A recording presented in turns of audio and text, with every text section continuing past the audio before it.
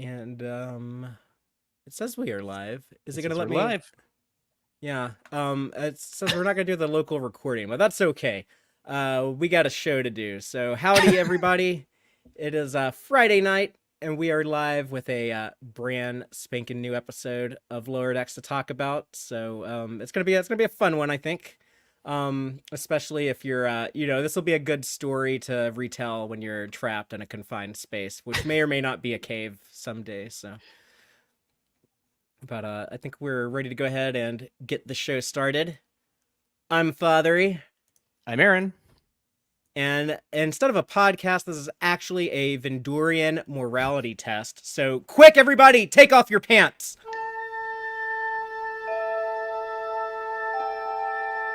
Engage.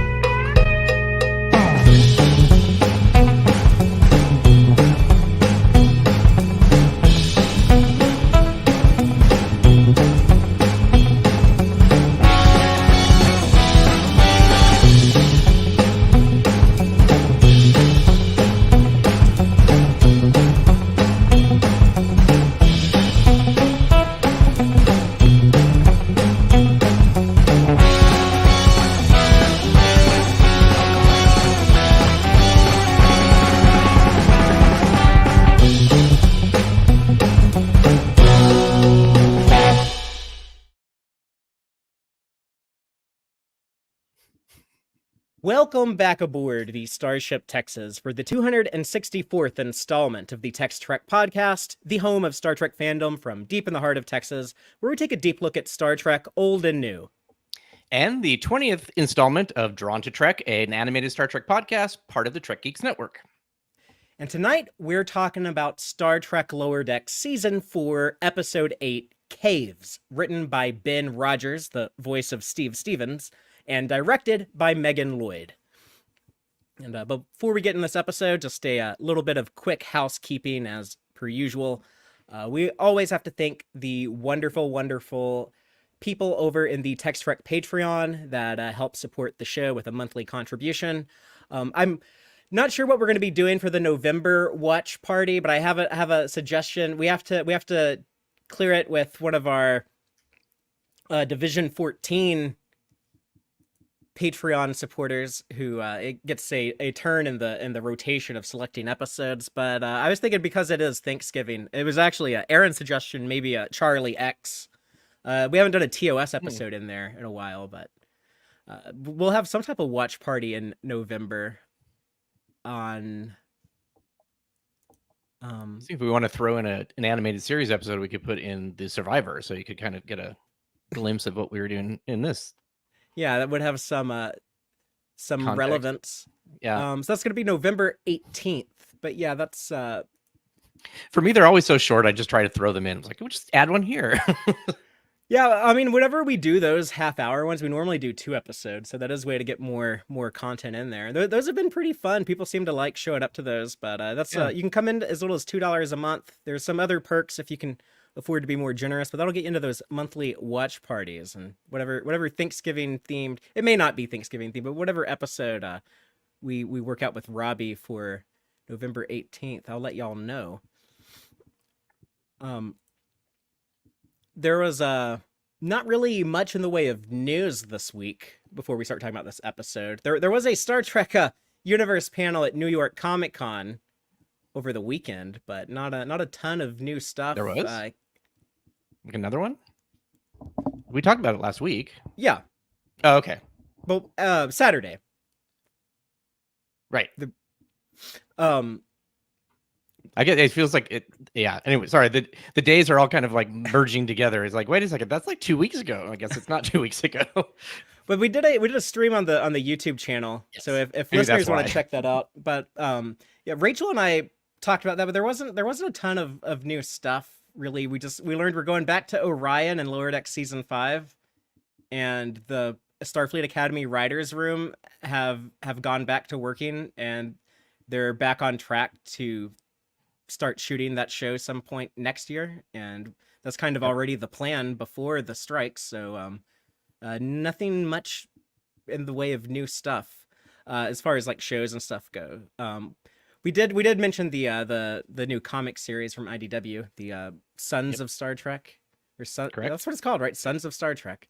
Yeah, SOS. it's weird to have like, yeah, yeah. It's also weird to have like Star Trek as part of that title. It's like normally Star Trek something or whatever, but it's like Yeah, except Sons for the of like Kelvin, like they did Star Trek Into Darkness or Star Trek Beyond, that's like without the colon, right. where it's like, But I mean, just as far as like a title for a comic goes, it feels like yeah. it's merged two things together. It's not Sons of Star Trek. It's Sons of like the characters inside. Anyway, for me, it's a weird nomenclature.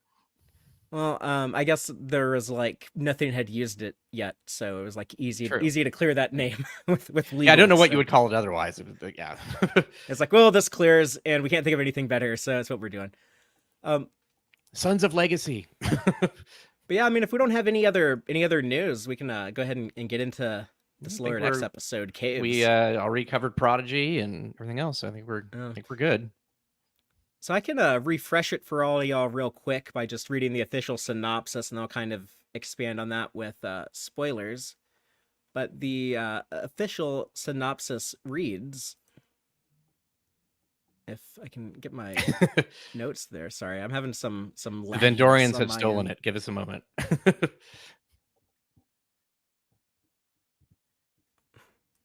Remember those 1980s sitcoms where people got stuck in a basement and then they remembered what other things that they did? That's this.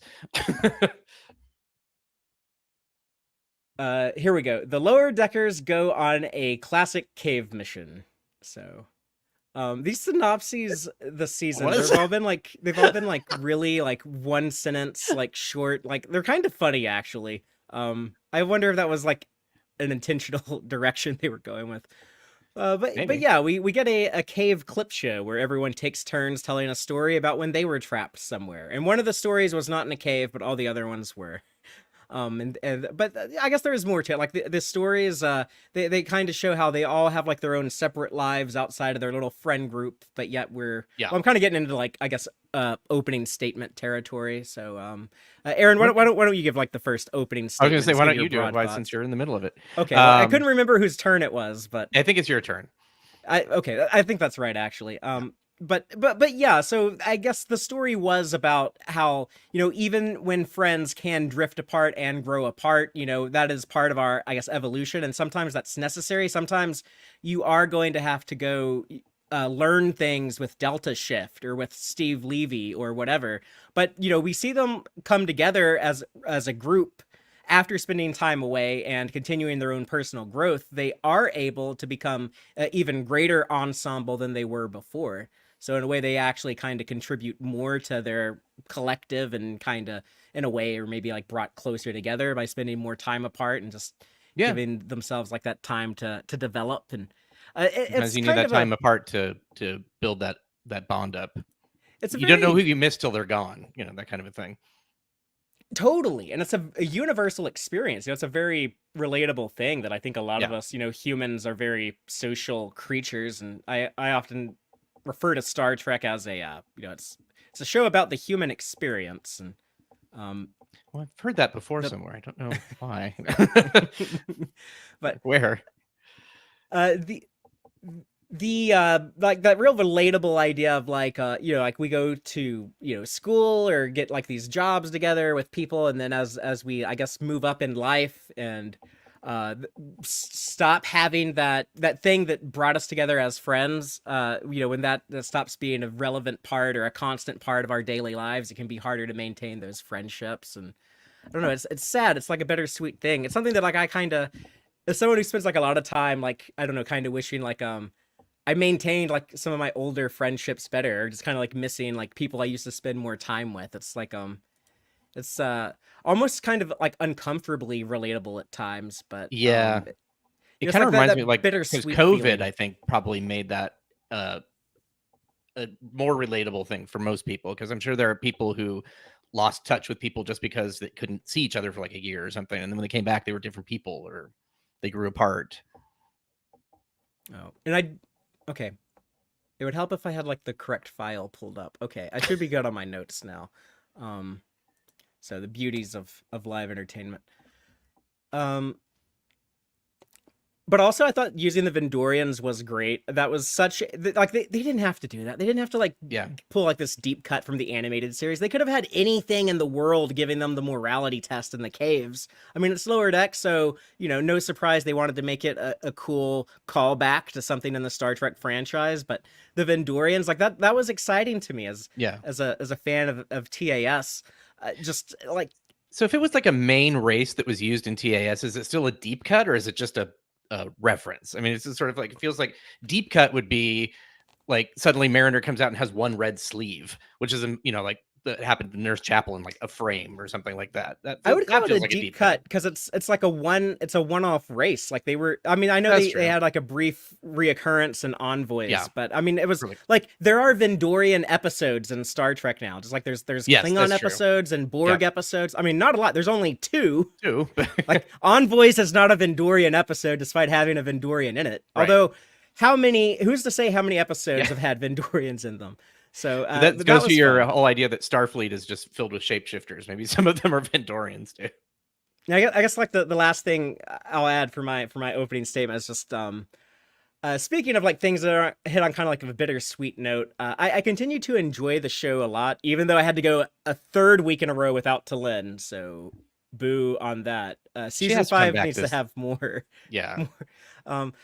But yeah, I was sad about that. But seeing these lower deckers, how like they've kind of had more growth, kind of them referring to things like, oh, this is a beta shift reunion. Like, are they not like working together as closely as they were when they were ensigns? And if they are Apparently going to not. stop, if they're going to stop spending so much time together and kind of having like their own Starfleet careers more separate from one another, like I really do feel like Mike McMahon's talked about, we don't know if it's going to be 5 seasons, 6 seasons, or 7 seasons, but for the first time, I'm really feeling like the show is closer to the end than it is the beginning. And I almost like hate myself for saying that, because who wants it to end? We're all enjoying it, but I mean, that's like we're past the halfway point. Even if it runs 7 seasons, we're past the halfway point. There's more Lower Decks behind us than in front of us, I think. Well, the thing is, the 7 is like, where did that rule cover? It happened to last 7 seasons, like, and then that became like a standard for Star Trek. But that doesn't mean it has to be just 7 seasons. And not that it's going to run more or less, but a lot of shows stop there. It's like do they? Yeah, it's like it's really hard to get past. I mean, traditionally, it's kind of hard to get past 5, and then it's a lot harder to get past 7. Unless you're The Simpsons, and then you're like 700. Yeah. Like a lot of like actors like renegotiate after contracts after like 5 years, and then like after you get bored. And they also get like super expensive. Yeah. Oh, that's true. Like the TNG cast would have wanted to do 10 seasons of TNG, but Paramount wanted to launch a UPN, and they were like, yeah, we can't afford to do it. We're gonna do like this big budget new show, but not with these expensive people. We're putting them in movies. The movies can have them, so we need cheaper people on TV. So, that's funny. And now it seems like people who are movie actors, are excited to do stuff on television, because television has kind of become more of a prestige, platform than it used to be. And then we saw where that got us. So, that might be reversed. So yeah, it's crazy. It's all over the place, but still liking Lower Decks. But I am feeling like it. Okay, we might be in kind of like the back half of the show's lifespan, which isn't necessarily like a bad thing. I mean, everything's going to end eventually. All good things. And it's better to end while it's good, as opposed to like dragging on and like, oh god, it's another new ensign or something that we've introduced her. Yeah, we added a new Brady Bunch cousin. Like here's cousin Roe. No, but whenever they add a baby, it's on its way down. Oh no, they've had a baby.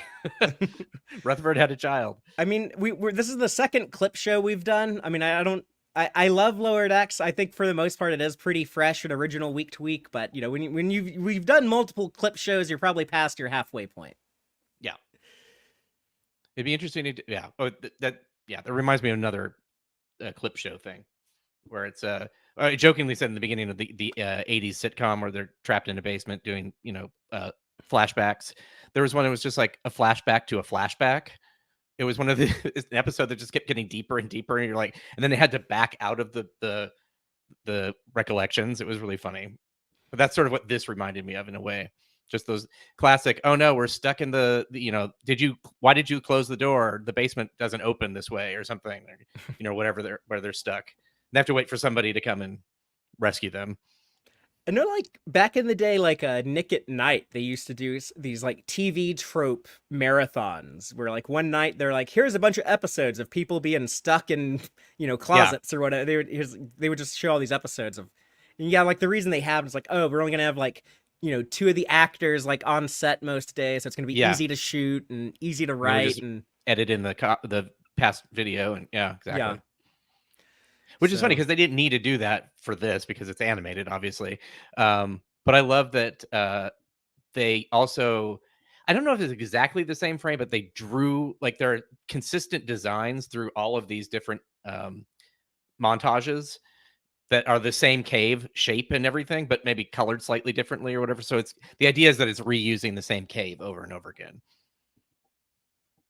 Yeah, and what else is funny is I was just thinking about this type of stuff because I checked out the Shuttle Pod 1 show recently. They had the Okudas on there.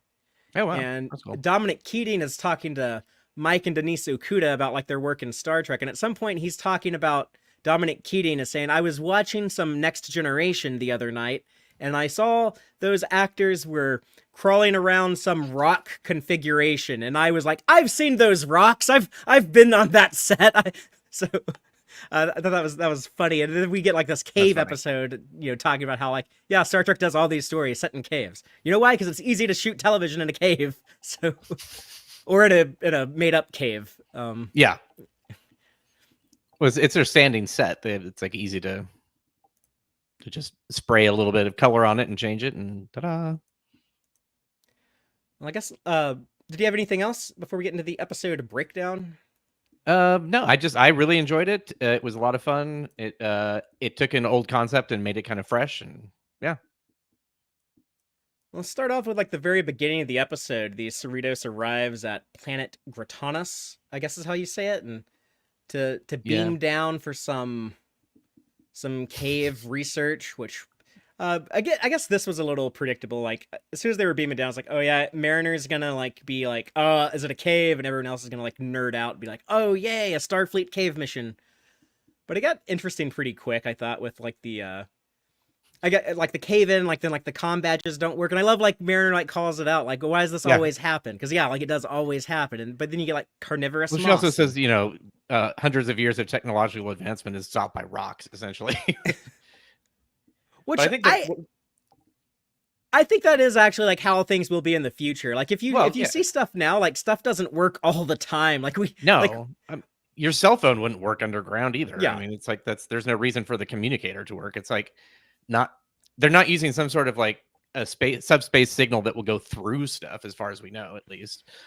But I think what I loved when this started, just her talking. She's like, I hate caves. It's like she was beamed down and reassembled, and she's still talking. And then just seeing her eyes when everything crosses, and she's just like, has this look on her face, like, I told you. As the rocks come tumbling down, and then Boimler says he hates caves missions too. Yeah, when kind of, and then later she's even like, oh, so are y'all gonna tell me, like, all the I told you so's now, or are we doing it one all at at once, time? or do you want it one at a time? Yeah. Those were good. But yeah, I totally feel her too. It's just, it's kind of funny when that stuff happens, and it's going to happen, and then no one listens to you. On, like, a philosophical level, though, like, I think people will always, like, push things so far and, like, go so, like, we're all, like, how far are we gonna, like, go and explore? Like, we'll always, like, go, like, past, like, the point where, like, communications don't work. Like, we're always gonna be, like, kind of, like, pushing to, like, that, because, like, that's what actually, like, bothers me in, like, future stuff where, like, the technology works well, like, all the time. It's like, no, like, if you watch, like, real life people, like, try to have, like, Zoom meetings and order things online and, like, have Skype calls with one, like, or this, like, stuff even our show. Yeah, like there's, like, glitches and hiccups. Like, we use imperfect technology like, very liberally in real life constantly. So I think that'll probably continue in the future. I just kind of want someone to just be like, yeah, like, we always, like, use stuff before it's ready, and when it still is glitching out all the time. But I don't know, I guess Tindy and Rutherford's enthusiasm over soluble minerals and osmotic moss. Yeah. It's very tendy.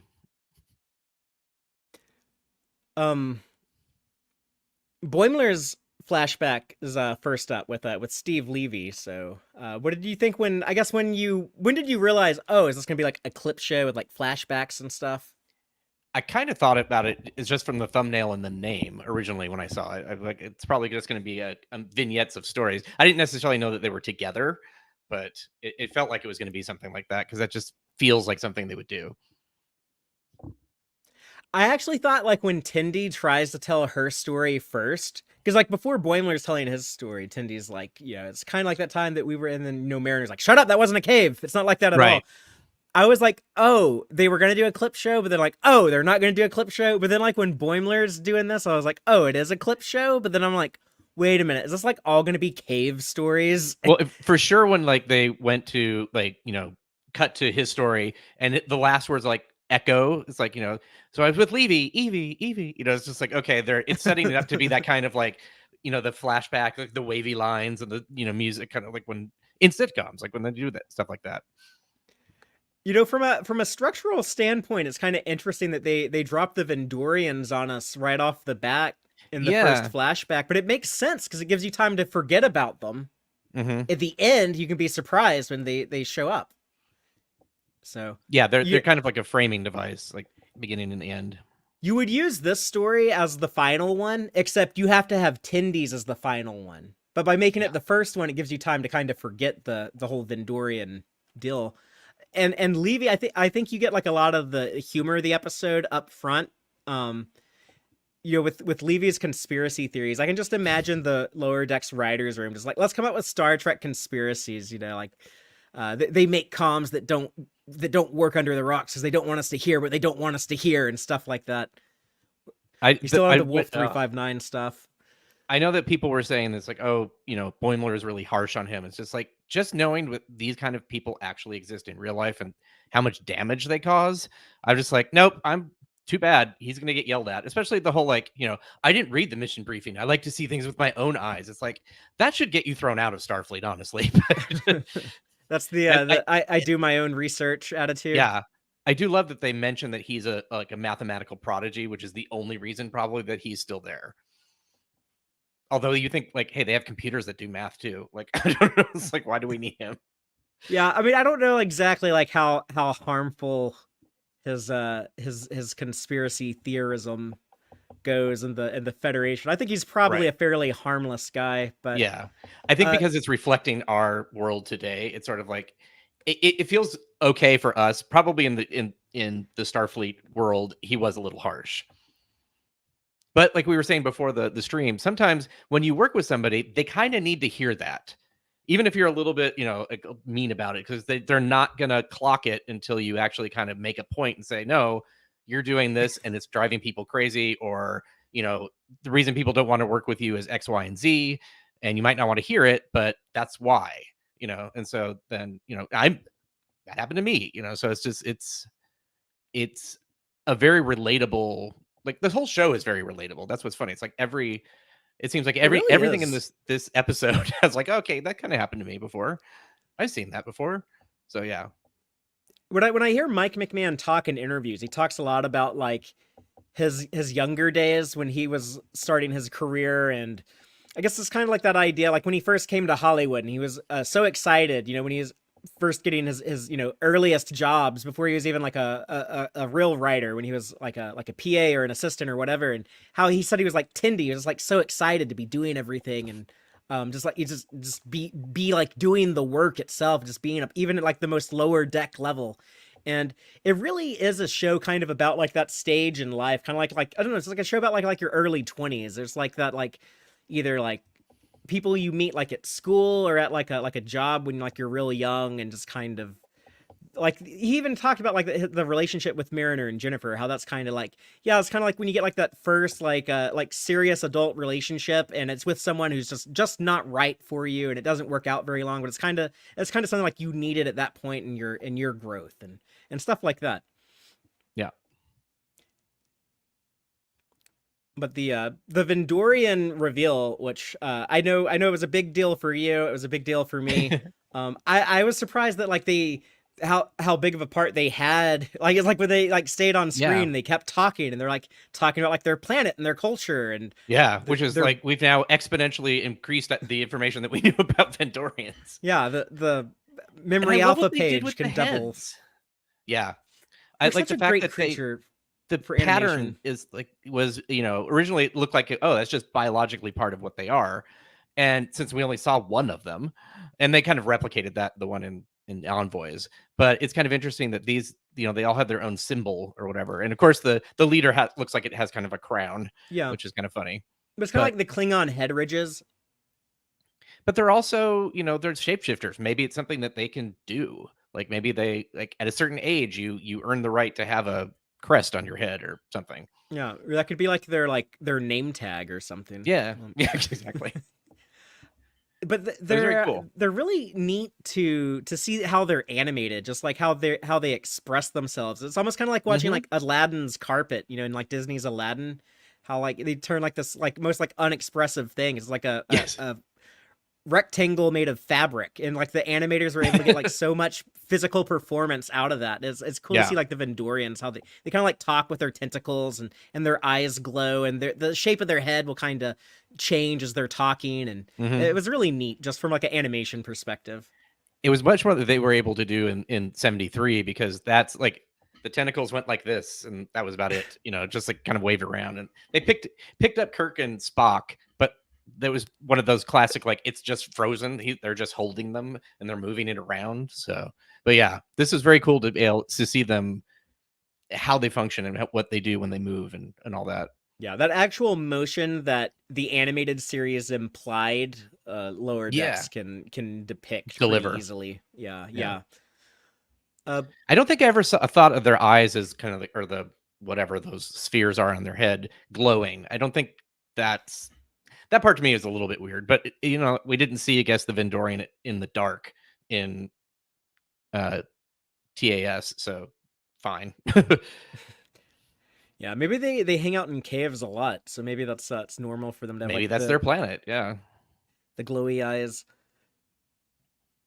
I liked the funny line that made me laugh here was Boimler. He basically paraphrases the Alan Moore quote about conspiracy theories and the rudderless world. But when he says, "I thought you were just a paranoid anxiety made up by people who needed an imagined enemy to simulate order on I'm sorry, of unrelated disasters, so that life doesn't seem so random and chaotic." And then the line in response to that, "Ha! That's exactly what we wanted you to think."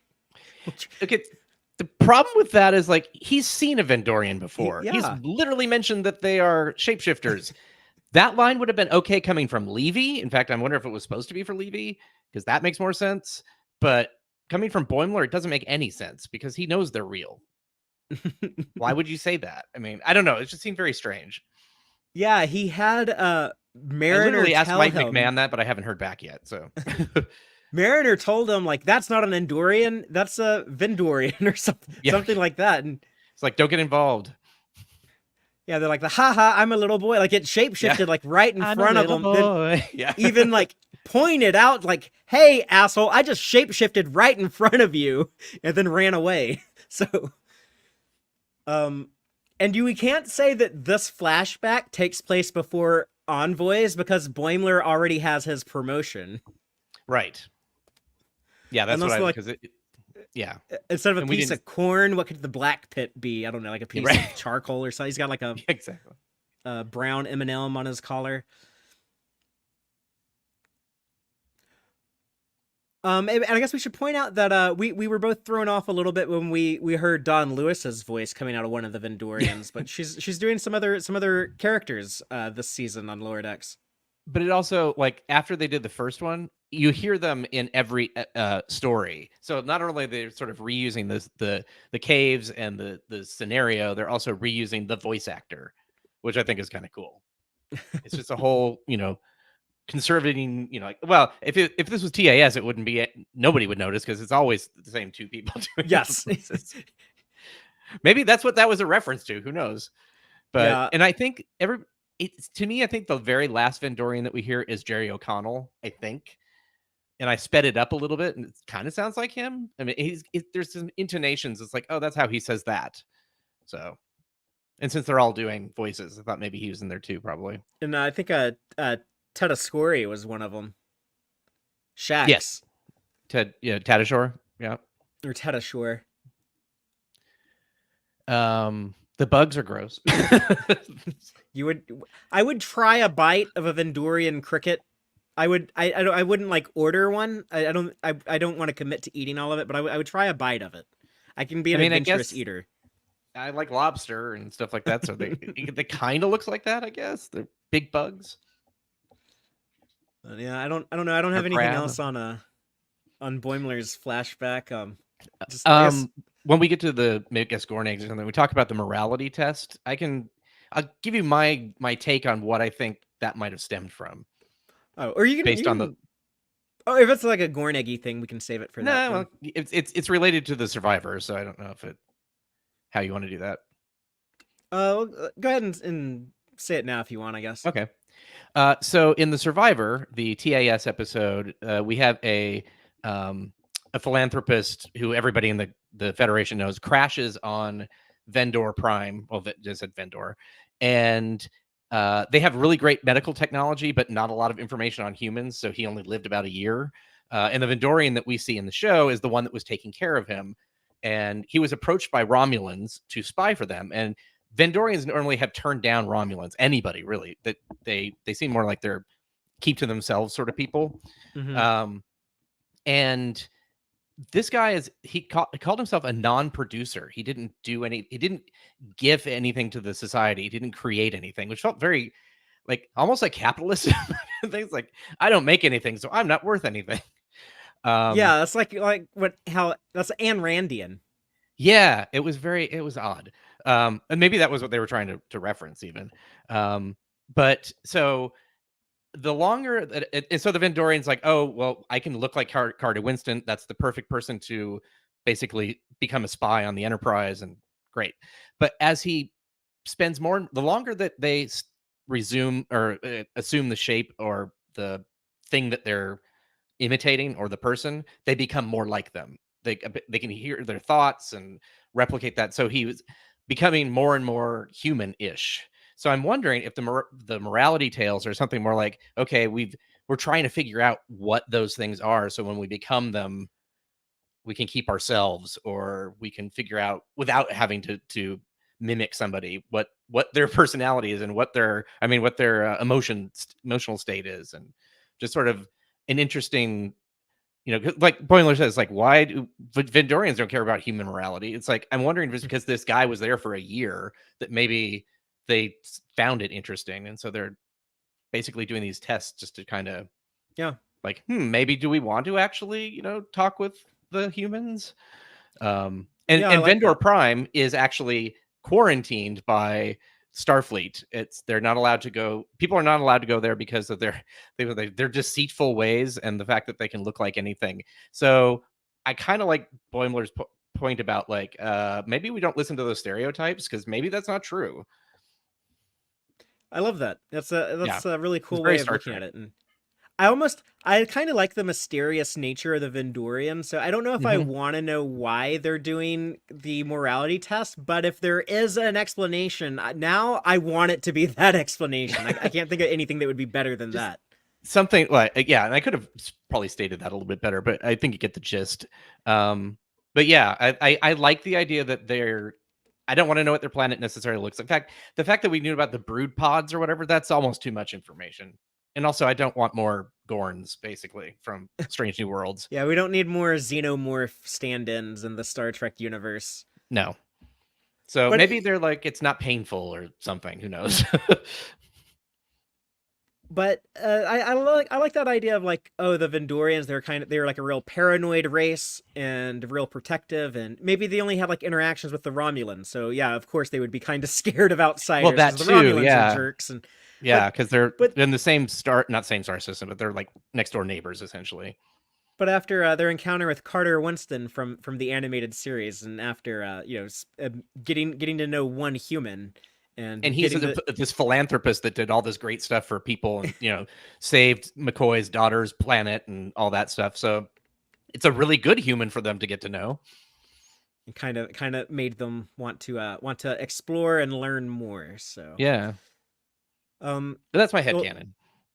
It's a good headcanon to have around, I think. Next up is Mariner's flashback. So I guess from Boimler, because I didn't really piece this together the first time I was watching it, I don't think, until I got to the very end. But from Boimler's story, we learned the Gammonite thing. It's a great little Star Trek MacGuffin, get out of jail free card. Like, oh, we'll just make up a mineral that helps solve the problem. Gammonite. Right. But to get it out of his pants, they have to. I guess they could have used my jacket. They had to phaser his pants set on disintegrate, and then chip the Gammonite out of the rock, and it was like a filter or something almost, or something. It is funny with the whole like, wow, you just like no questions asked, you just immediately did that. Off. So yeah, it's like we're roommates. Okay. And then you get the visual humor of Boimler with his shirt wrapped around his waist, like how we used to like do in the 90s. Yeah, like Bill and Ted style. But I love these. Like, oh, I guess I could have used my jacket. Yeah, just no reason to put him in his tidy whities other than to make the audience at home laugh. That's fine. But we didn't see him, did we? We actually didn't see the tidy whities. Well, no, we know he wears those. We know what's under the. We know what's under the shirt. Starfleet branded. But the Balkus 9 planet, I thought it was cool where I'm sorry, like the Rutherford story, not Mariner, but I thought it was cool how they put the really juicy, enticing one up next after the Vendorian one. It's like right when you want to give the episode like a little like shot in the arm, be like, oh, Rutherford had a baby with Tiana. Like what? Like that immediately is going to make your ears perk up, and you're going to get on the edge of your seat and be like, I need to know the story.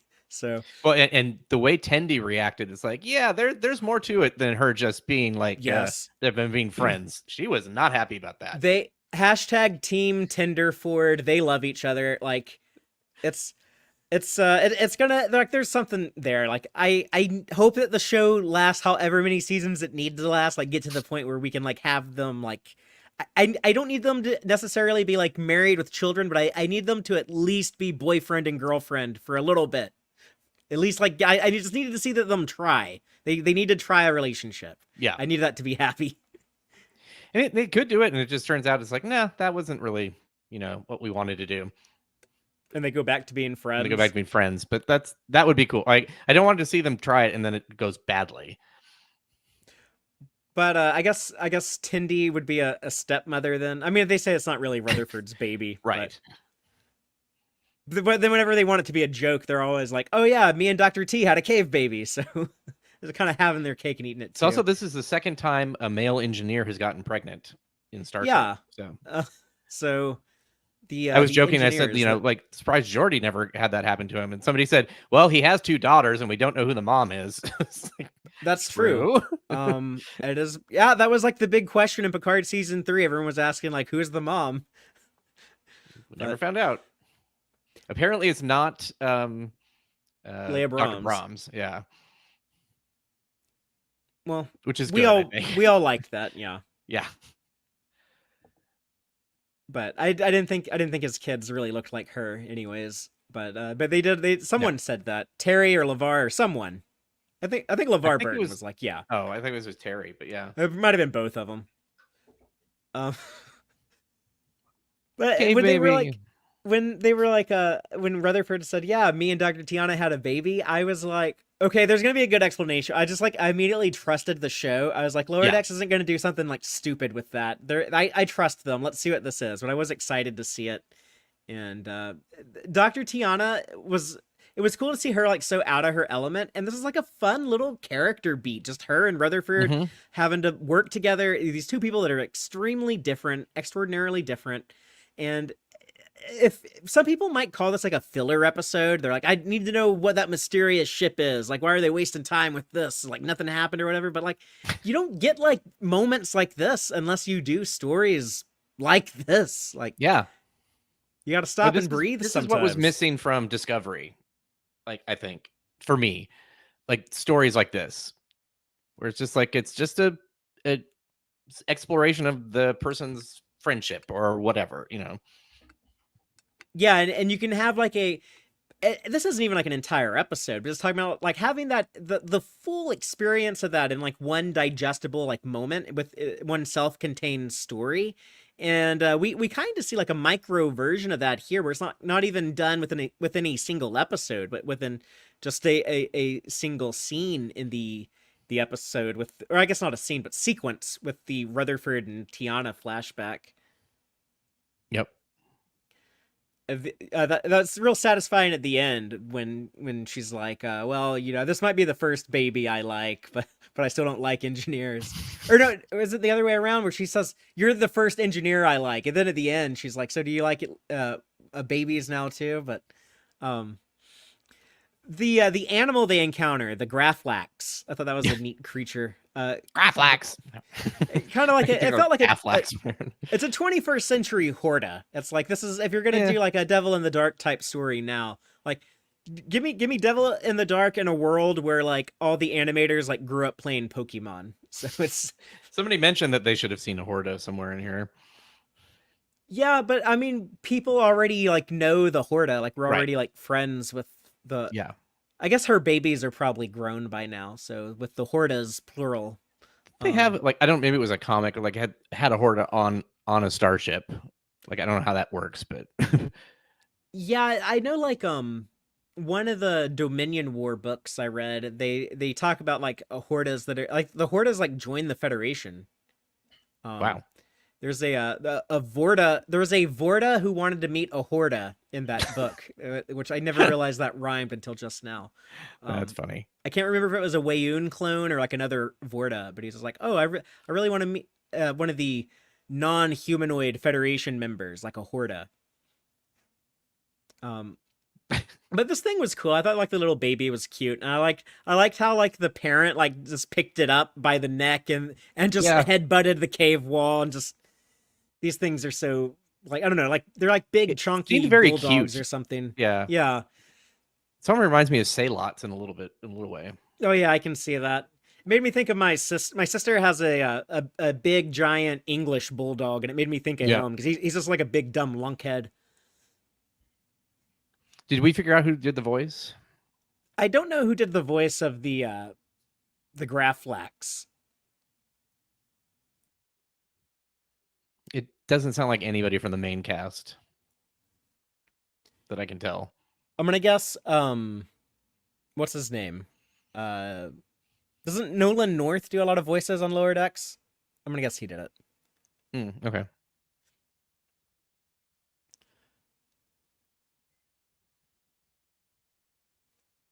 But the reaction from Mariner and Boimler and Tindy when they're like, how the hell did you never tell us that you had a baby? But it's one of those relatable things, or like that happens with like a friend that you used to talk to like every day, and then like you don't talk to as often, and then they tell you about like this thing, and you're like, oh, you didn't tell me that you had a new job, or like, oh, you didn't tell me that your parents are getting a divorce, or whatever like big thing that they failed to mention, Yep.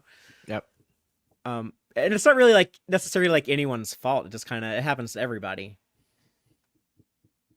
I guess it's cathartic to I don't know. It makes everyone feel better about that, to see other people go through that too. It's that whole relatability thing we were talking about. Yeah. So Gammonite is purple, and speaking of Horta, Pergium is blue. I don't think we ever knew that before. Oh yeah. But we learn it here when we have Mariner's flashback, and she tells the story of the planet Glish, where her and Delta Shift crashed a shuttle and had to make repairs with Pergium, and had some chronoton aging and de-aging going on. What do you think of this stuff? I thought that was really fun. It's like the fact that it reversed was weird. I don't know why. And not weird, but it's just like it was, as you get closer, and it just like it changed really easily. It was funny. If all of the stories, I felt like this is the one that went a little too long. Maybe it was like the body horror of the leg. I'm like, okay, I get the joke. Oh yeah, it does that gross out factor thing Yeah. where it's like we're just gonna like make this linger and draw it Yeah. out. It wasn't as much as gross, but it's like you can kind of feel like it. You can feel it hurt. I guess I don't know. There's something like, if you've ever broken a leg or hurt something or whatever, it just feels like It is. I love that Mariner, as she was getting older, she developed the same white streak in her hair that her mom has. I loved that. I loved that That was so cool. much. Yeah. Like I used to feel like I didn't think gray hair was cute on women, but I guess like after I got older, I got to the point where like, oh yeah, like that's cute, like a little like gray streak like that's kind of cute. So, um, she gets the Freeman streak in her hair, and then later like her face kind of looks more like Freeman when she goes totally gray. But when she has like those really like expressive faces, like to what's his name, Asif's leg falling off. Yes. It felt like the same like Mariner reactions we typically see. Like I thought they did a good job because they had to basically like redraw her face, but they still made it look like her. Yep. I thought that was cool. And I agree with you. Like the reverse aging, it is kind of dumb. But I when I'm laughing at a joke, I know this much, I kind of give them some leeway on it. Maybe dumb isn't the right word. It just feels like it was. The rules were weird, I guess. I don't know. Yeah, silly. We'll say it's silly. I would think that shoot, what's his name? The character that with the eye patch.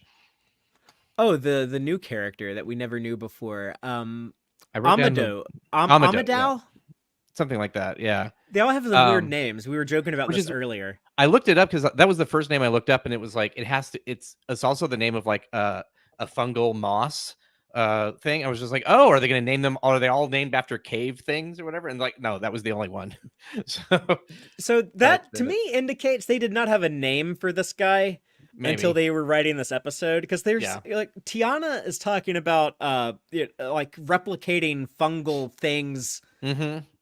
Were they like Googling stuff and then they were like they were like Googling fungus stuff, and they came across this. Let's ask ChatGPT to give us an episode.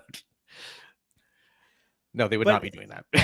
All the Delta shifters, like their names are just they're very awkward names that are hard to remember. Like Asif is their Boimler guy, and then their Rutherford guy with the eye patch is Amado or whatever we were just saying, and then the Mariner is Cravadia or Cravat.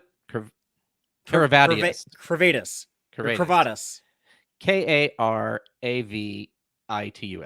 Oh, okay. Yeah, I'm not even close to how I thought it was spelled. I put the subtitles on. Amadou is the Rutherford, and Asif is Boimler. And Asif actually is a real name. That one I knew.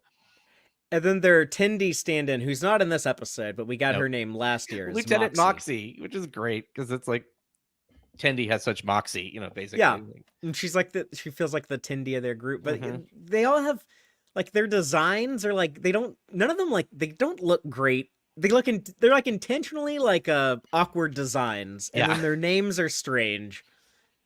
I think there's a certain inelegance to them. I think they're also awkward because we know that they're a version of our main characters. So right. Something odd to that. Like if we'd never seen main characters, maybe it wouldn't have looked different. Especially Caravadius, whatever her name. Gosh, I can't believe I can't pronounce that. Her. Mariner too. But I like their kind of story and their bonding. And if people recall, when I was talking about room for growth in season 3, I didn't mind, kind of the joke, like them competing over like getting the new room, getting the new quarters. But I did say at the time, I wished that there was kind of a solidarity message, workers of the world unite, as Rom would say. And I feel like we're getting that more here, where it's like, oh yeah, we should actually like, bond over the fact that we do the same work at different times, not use that to like divide us, but use that to kind of unite us. And so I liked the message to that. I did love when they talked about like I've only met the captain a handful of times or whatever. It's like, because we literally did the same thing in our improv show because we were Delta shift. We're night shift. So it's like I met my captain twice. Once when I got on the ship, and once when I drunkenly stumbled through her quarters in a mission that was very much like The Naked Now in some ways. We had alcohol that reversed our personalities. which was interesting. So you just but become the opposite of how Yeah. you normally are. yeah, so our kind of surfer dude security officer basically became Captain Picard. He was like doing the whole British accent and everything. But yeah, so that was fun. But I love that they when they crashed and she's like, oh, well, like, good luck, or thanks so much for crashing us. It's like, we lost power. Shuttles are shaped like bricks. What's what it's supposed to do? It's like they are not like there's nothing aerodynamic about them, which is funny. But yeah, I enjoyed that story though. I thought it was good to see them actually connecting with another shift, because they both have, they have Yeah, similar stories that they have to have. it made me think of like you see this in like in sports sometimes, like in football, like uh sometimes you like an offense and a defense like on the same team, like they don't get along. They're like, y'all aren't doing your job right, and that makes our job harder, and you kind of get like those conflicts. And it's like, sometimes you got to remember, like, hey, we're all on the same team, like we're not playing against each other, so it's kind of like that same mentality. It is like a 100%. workplace thing, another relatable thing. Tindy's story at the end, when the green one gets to speak, it actually doesn't involve a cave, so Aaron and I decided to skip over her story and not actually talk about it. No, we won't do that to Tindy, not to the green one. No. Everybody loves Tindy. She seems like she's become like a really popular character in the show. Like, people loved Mariner and Boimler right out of the gates, but I kind of feel like Tindy might be like the breakout star. She might be like the actual, kind of like how everyone's fan favorite was like really Spock, not Kirk. I kind of feel like Tindy might be the superstar of Lower Decks. With T'Lyn pulling up a close second. I mean, in some people's minds, I think they might be my two favorites, but I don't know. I love a lot of these people, but yeah. What do you think of her story? I love that it took place immediately after what we saw in the first episode, and that even the ship is drawn the way it's the older, not rendered quite as well version of the ship. So it's literally like the same look and feel. So it was like a real flashback. And they're creating like new, because we get like a reverse shot of the shot we saw last time, I think, when Mariner starts chanting like lower decks at the end of the first episode. Yep. It was the same dialogue, but I love that this also really helped to solidify like why they were such good friends so quickly. Because they spent a huge chunk of time trapped together in a turbolift, then being scared half to death by Shax. And that was in there for a while. I liked them like I guess playing Targ instead of like playing horse, which I thought the way you play that was like everyone has to like try to make the same shot, and the first one who can do it with like enough letters to spell horse. But I don't know. Rutherford says like, oh, that spells Targ, so I'm out. So apparently I don't know how to play this game either. But or maybe they're the ones who were doing it wrong. But when I saw the 4 hours, like 4 hours later. Yeah, the SpongeBob thing. Yeah. Which I've never seen that show. Except for, like, I know, I haven't either, but like I know that's from SpongeBob. It's like that. It's like people who've never watched Star Trek. They know the "Live Long and Prosper" is a Star Trek thing. The dude with the ears says it. I liked the moment of right before Shax pops in, though, when they are kind of they're passed out. It's unfortunate that Tindy had to pee in the corner, but. Even despite that, though, she is still like in a good chipper mood, because she says, I was worried about, being new on the ship and being an Orion. And they're kind of like all like passed out. I'm not sure like who's actually like paying attention to her saying this. But I loved that it reminded us like, oh yeah, when she came on board the ship, like it didn't really like show it to us at the time, but she was super nervous and super like self-conscious and worried like people are going to prejudge me for being Orion, and how she must have been relieved when she's like, oh, the first 3 people I met are actually like really cool friends and I get along with them. So until crisis point, when I get turned into a stereotype. Well, but she had to educate Mariner. That was still one of my favorite lines out of the entire series. Is just like, it's like Orion. She's talking like, yes, and I do this. She's like, theft. She just randomly says the word theft. It's like, okay. I just love that she like is well. We actually learned that she was a good pirate, but I just think it was funny how she played it off as not. I'm also like, curious how much of these backstories were thought out before that first season, because like a lot of like Rutherford's implant, Tindy being a secret badass, a lot of that stuff is laid in there in the first season.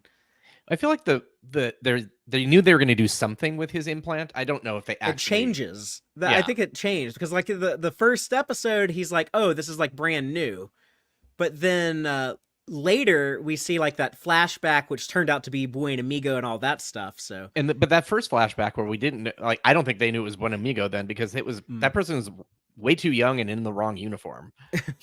yeah, it's like we know it's going to be something, but we don't know exactly what. Yeah. But, whereas like the I feel like Tindy that's thing, what they did with Battlestar Galactica a lot. yeah, or that was like Lost. Ron Moore's he was doing that on purpose. He's like, we're intentionally going to make this up as we go along, and Great. That's a great plan. I mean, it made the show. You can like it, you can love it or hate it as much as you want, based on that. But that is the reason it got the result that it got.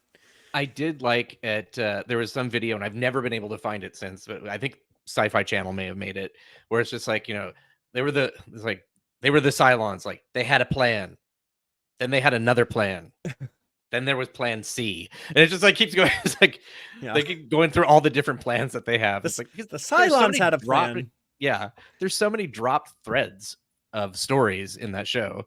The writer's room did not. No, exactly. But I thought it was hilarious.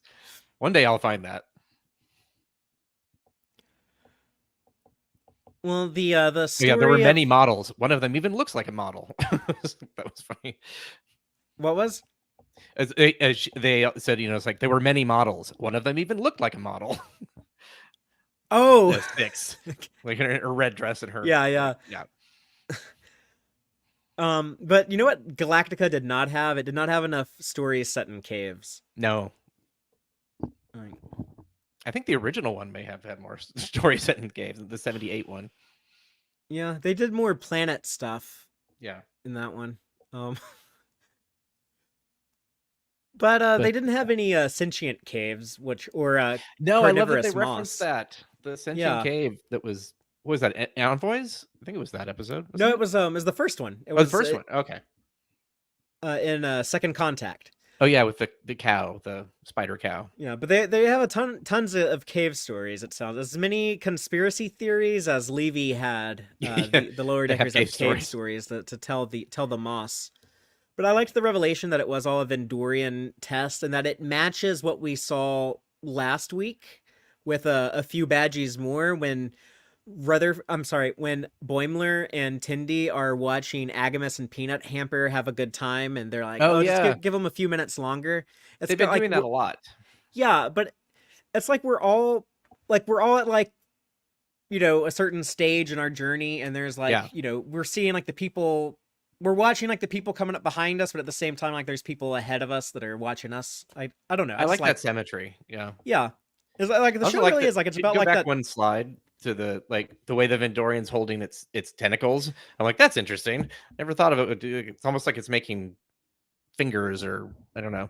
Yeah, the animators they really like take their time to add so much stuff. Like I love pointing out in Lower Decks how like if you look at the background, like compare how characters behave on this show to a lot of other animated shows, especially like anything that's more than 10 years old.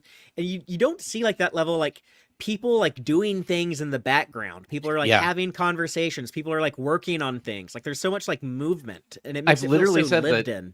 Yeah, I would say this feels like there are more people on the Cerritos than we've ever seen on like the Enterprise or Voyager. Well, Voyager didn't have a ton of people. It's just like, oh, this feels like a lived-in universe, because it's easier to draw people than it is to put people in there in real life. So yeah, I really enjoyed that. And then you have people like Amadou, or however you say his name, who like we've seen him before, but like he never like spoke or did much, but now he does. Or like they do that constantly happens. Yeah, like Fletcher was a character. That was the first time I saw it, but in season 1 there's a random dude in the background in a few episodes, and then all of a sudden like one episode he's one of like the central characters, and he's voiced. He's in one of these flashbacks too. I think he's in Mariner's flashback. Oh, Fletcher. That's interesting. Like in the bar.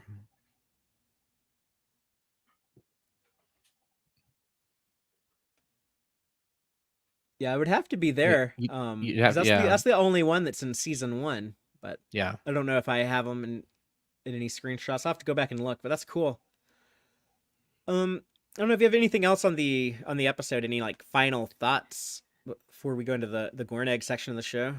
Well, I know that some people were like, "Oh, it's like the Moss is actually a Vendorian," but that's not plausible given the rules of the Vendorians. And I feel like Mike McMahon wouldn't just randomly change them because he's been pretty good at keeping to whatever was set in the animated series. Is that they can only change into something that's roughly their size and mass. So turning into this would not be possible. And also it feels like a separate entity. And I know some people are like, "Oh, it's just another Vendorian," but like I don't think it is. They also they phasered part of it too at one point. So if the Moss is not a Vendorian, do you think the Moss is in on the joke? Does the Moss know that this is all a morality test? Or is it being tested too? Maybe the Vendorians are actually testing the Moss, and they don't care about these Starfleet people. That's interesting. Yeah. No, it feels like they just like, okay, this is a good, we know that this will happen if we bring them here. Like let's see what happens when the Moss is inching towards them and they're going to die, or possibly going to die.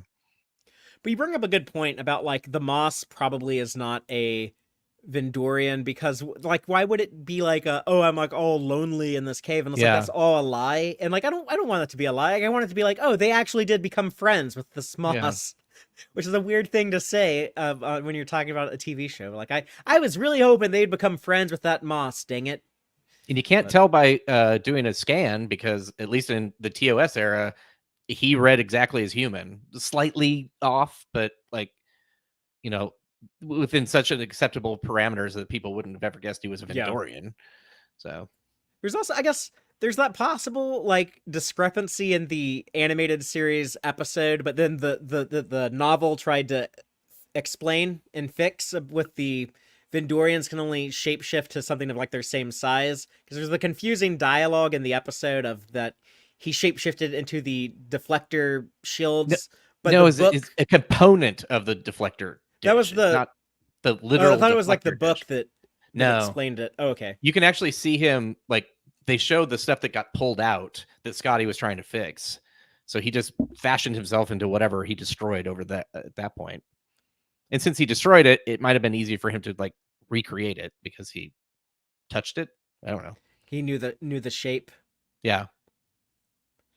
That is like another thing that bothers me with shapeshifter stuff. It's like, how can a shapeshifter like look at something like one time and then immediately know how to turn into like an exact copy of it? It's like, you didn't even see it from every angle. Like, how did you know what the back of that person's head looked like, or how tall they are? All you saw was like a picture of them. Yeah, that's weird.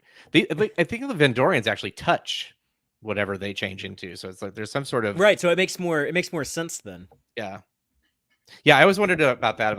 And Odo, it's like, oh, I can't turn into a human, but let me turn into like a bird with all of these individual feathers and all this. I'm like, yeah, no, that's not. Come on. Yeah, Odo's shapeshifting, and it's like, okay, a bird can fly rules. Because it has hollow bones and it doesn't weigh hardly anything. So like when Odo is flying around, am I supposed to believe like, oh, he must only weigh like 8 pounds or something, or he wouldn't be able to do that? Maybe he is very light. I don't know. I never thought about that.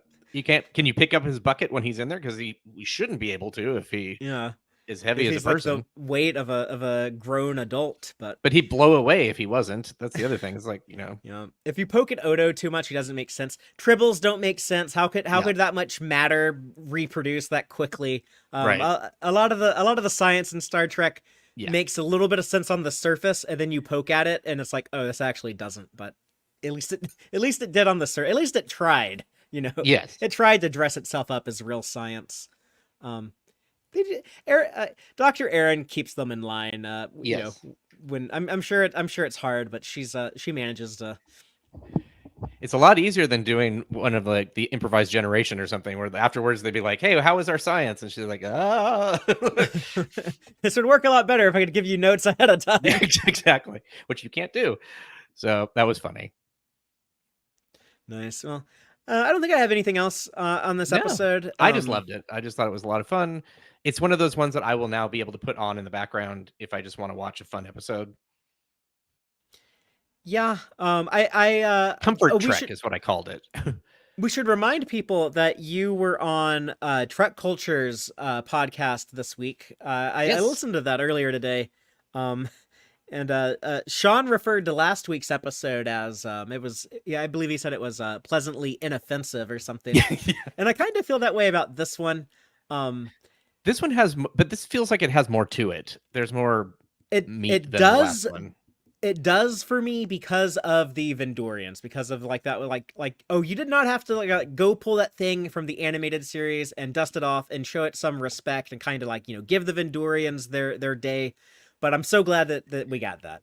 But they're learning about the other people, and there's like a whole story of reconnecting. And also, that didn't happen with Badgey, and I guess there's this story. It's like, oh, she actually did feel remorseful, but you didn't see any of that. It just was stated. So I don't know. I just felt like this had more emotional oomph to it, which is weird, given that all the stuff that happened in the last one should have been more impactful. But yeah. Unoffensive. And the other podcast actually that I'm on is the Modifius Star Trek Adventures podcast. We recorded that a couple weeks ago where we just talk about the supplement that I worked on for Star Trek Adventures. For the game. Yeah. Yep. So people out there want some Star Trek RPG action to play. We're about to be on a hiatus between shows. We don't know when Disco Season 5 is coming out. We don't know. I mean, I love that we saved Star Trek Prodigy, but we don't know when it's dropping on Netflix. So might be a while for new Star Trek. It'd be a great time to play your own Star Trek. Yeah. I know that we need to talk about what we're going to do with Drawn to Trek, but at some point I do want to actually play that as a stream for one mission or something even. I think it'll be a lot of fun. Yeah, I think that'd be fun too. You can play a Vendorian. Oh yeah, That if you is play a actually an option. Vendorian, you get to play basically anything, because then you Yeah, go, right, oh, I'm exactly. just gonna shapeshift into a Bolian. I'll just be a Bolian right now. There you go. Yeah, what did you touch the bowling, or did you see it? Yeah, we don't know what those rules are. There's no rules for them actually, so it's whatever you make up in the game. Yeah, whoever's running the game will The game make up master, yeah, he'll tell us, or they will tell us the rules. Yes.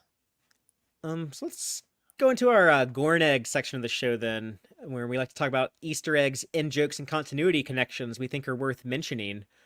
Starting with Chiron 4.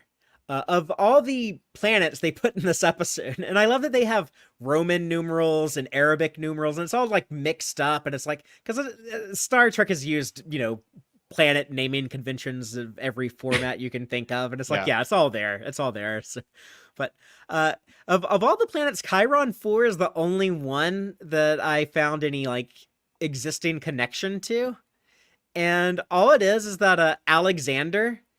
Speaking of sons of Star Trek, Worf's boy, Alexander, he said one time him and his dad saw a Chironian tiger in the zoo. So maybe the Chironian tigers come from Chiron 4. Or But Chiron it is was just new a joke planets. as Chiron that you put that's the name of the thing that you put words up on a screen. Chiron, it's the old, but it's CH or something like that. I think it's spelled differently, but this it thing. could be a funny joke. Like that thing I just turned on. Yes. The Vendorians, though, as we've been talking about, they are a species first seen in the animated series that Aaron made one of our Gornegg short videos on. I can show fun. that right now if people want to see that.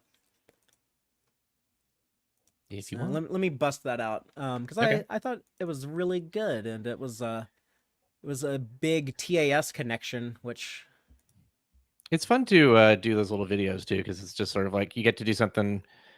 Sometimes you get to do clever editing or whatever, put a graphic in that works well. I had fun creating the Gornegg logo too. What are Gorneggs? They're Easter eggs, in-jokes, and continuity connections we feel are worth pointing out. The shape-shifting, tentacle-waving Vendorians from this week's Lower Decks episode, Caves, may look familiar. In the Season 1 episode, Envoys, Boimler has a very brief run-in with one pretending to be an old man. But they actually go back much further to the 1973 animated series episode, The Survivor. In a nice bit of continuity, Boimler mentions their home planet Vendor Prime is located in the Beta Quadrant. In The Survivor, it was the Romulans, close neighbors also in the Beta Quadrant, who coerced the Vendorian to spy for them. Spock said Vendor was quarantined because, quote, their practice of deceit as a way of life puts them off limits, unquote. And, according to Larry Nemechek's stellar cartography, it's still quarantined as of only a few years before this Lower Decks episode. Tune in to Drawn to Trek for more Gornags.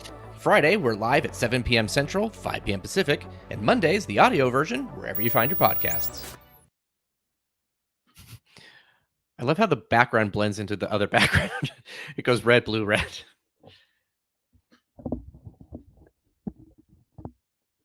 Yeah, I kind of like that. But yeah, so that was fun. I was gonna say something now, I don't remember. But yeah, when Spock says like, deceitful way of life or whatever, it's like maybe that just means they can change into anything else. That might be like quote unquote deceit is just pretending to be something else. Yeah, that's a very clinical use of the word that I that Spock would. I could see him applying it that way. That makes sense. I get where you're coming from. It's a hard thing to explain, but I think I know how you're thinking about that. I know that they were one of the things they mentioned that it was both Romulans and humans have, part of their treaty is that they would not use Vendorians as spies. So that's kind of interesting. That's cool too. That makes them sound like pretty badass. They're like nuclear weapons, like the Vendorians. Like we got to take them off the table. Like no one uses them. Like they're before, they're basically the shapeshifter, like Odo's people before there was Odo's people. Yeah. And like they sounded like they were persecuted and suffered from like a lot, like everyone was like paranoid and like kind of makes sense. People would be untrusting of shapeshifters.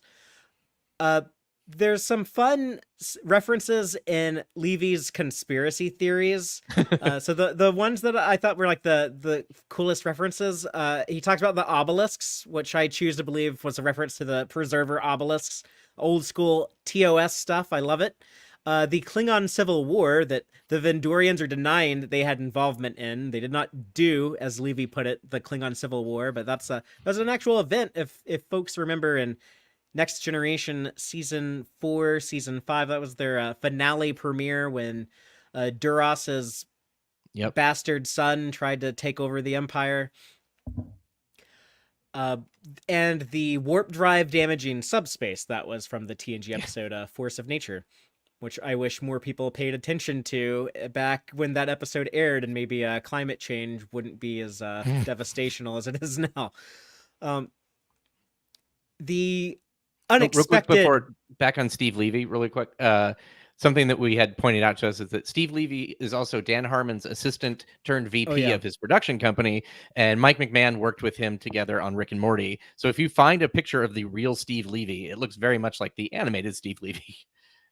And we're assuming that they are good friends and that this is not like he's a really conspiracy theorist in real life or anything like that. Yeah, I would show that picture, but I didn't have time to slip it in here. But we should tweet that out. I can show it in a moment. Okay. The unexpected pregnancy that Rutherford had, that was a fun one. Because we had an unexpected pregnancy with Trip Tucker and Enterprise, but it was the same type of reproduction. I think they're different alien species. They look very different, but they were both these bald-headed alien gals that produced clone babies by touching a guy's skin, and it's kind of inconvenient for Rutherford, but it worked out great for her. Like she got to continue existing in some form. So, but it was a neat callback to Enterprise. I just want to say that at New York Comic Con last week, Mike McMahon talked about how it's hard to get Enterprise references into Lower Decks because the 22nd century is so far away. But he's trying to do something big in season 5. He says he's not sure if it'll work out, but hopefully it does. So if you're an Enterprise fan, then that might be something to look forward to.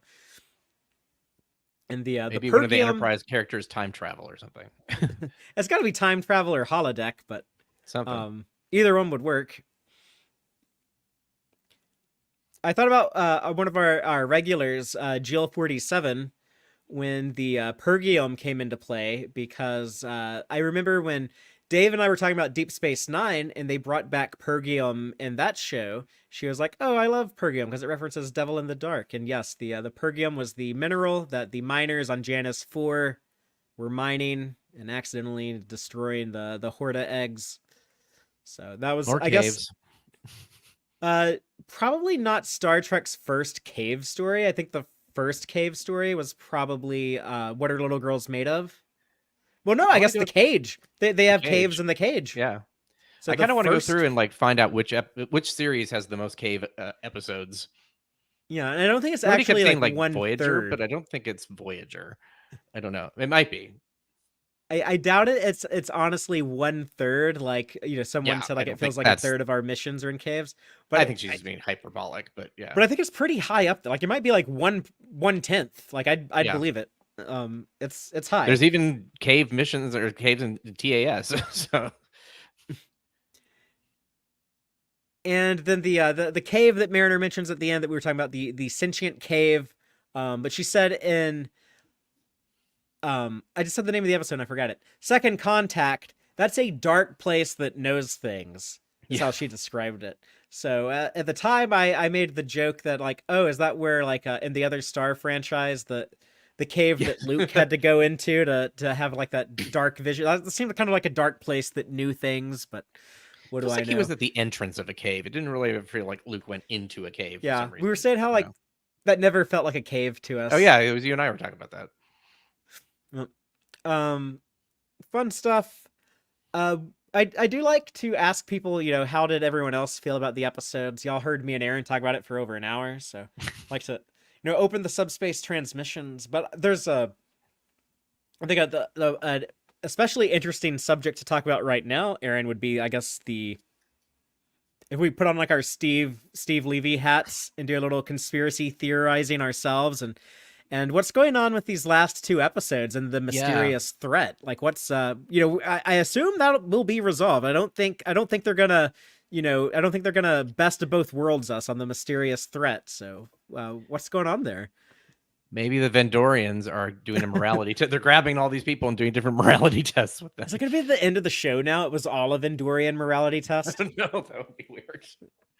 The end of the series. Yeah. I have... There's still ensigns in this first day.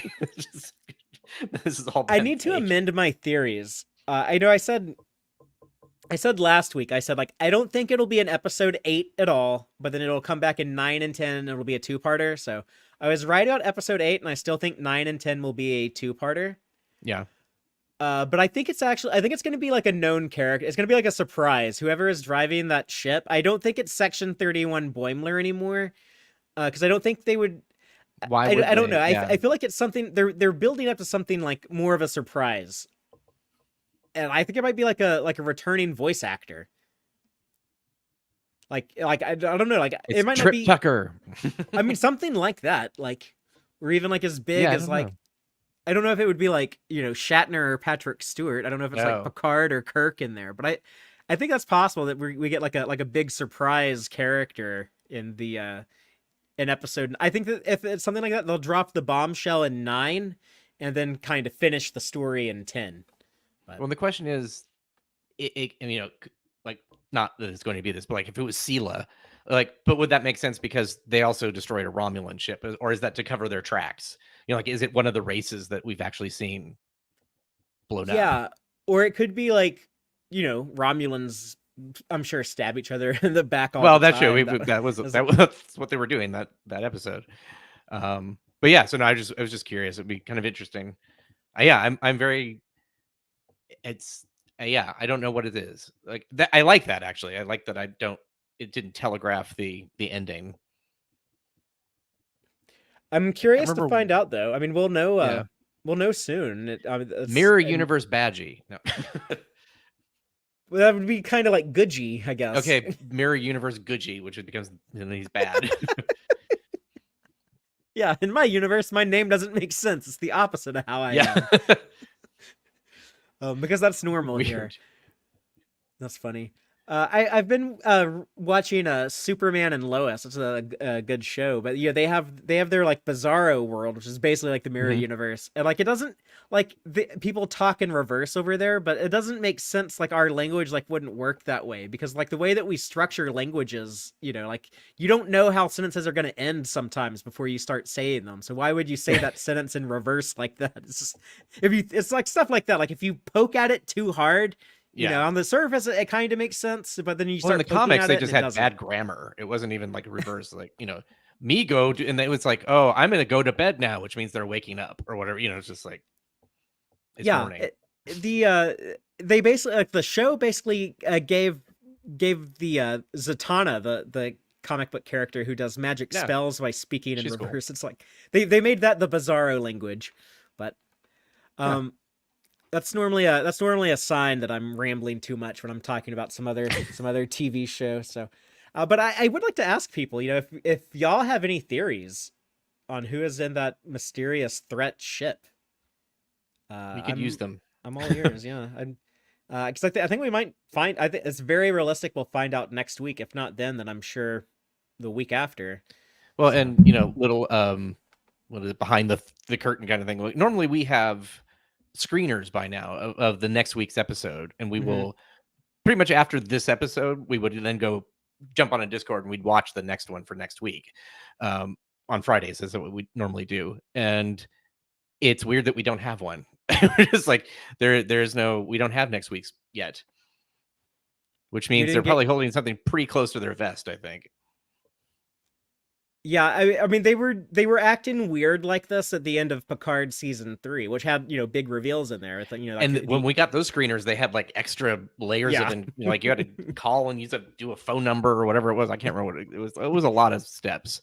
Yeah, so there might be something there. I'm just throwing it out there. I just wanted to get that on the record, but before we sign off tonight, because we're probably gonna find out next week. But that's all I got. So, any last words from you, Aaron? I was trying to, like yesterday when we were watching. There we go. Yay, we triggered. Oh, that's weird. It's only on like Got part some of celebratory fireworks. Yes. And No, that's it for me. I don't have any theories right now, and I'm looking forward to the next episode. well, folks, please come back next week when we'll talk about Star Trek Lower Decks Season 4, Episode 9. And thank you so much to the Tex-Trek Patreon supporters. It really means a lot to us. Again, folks can come into the Patreon as little as $2 a month. That makes it possible to continue doing a weekly live show like this, but it'll get you into the We love watch parties every month, and we got some other perks as well. Thank you, Starfleet Sohel, Cake is Eternal, Crazy Dutchie, Joanne Robertson, John Daw, Geek Filter, Earl Grey Trekkie, Quarkspar, Ben Ginium, Stephanie Durantes, Matthew Averett, Braxton, Chuck A, and our anonymous supporters. We'll be back next week, 7 p.m. Central. We're available wherever you get your podcast. And until then, as always, live long and prosper, y'all. Listen to the Tex-Trek podcast through Apple Podcasts, Google Podcasts, Spotify, or at tex-trek.com. Like us on Facebook at facebook.com/tex-trek. And follow Fatheree on Twitter at TXTrek. Please support us by liking our videos and subscribing to our channel on YouTube. Thank you and take care.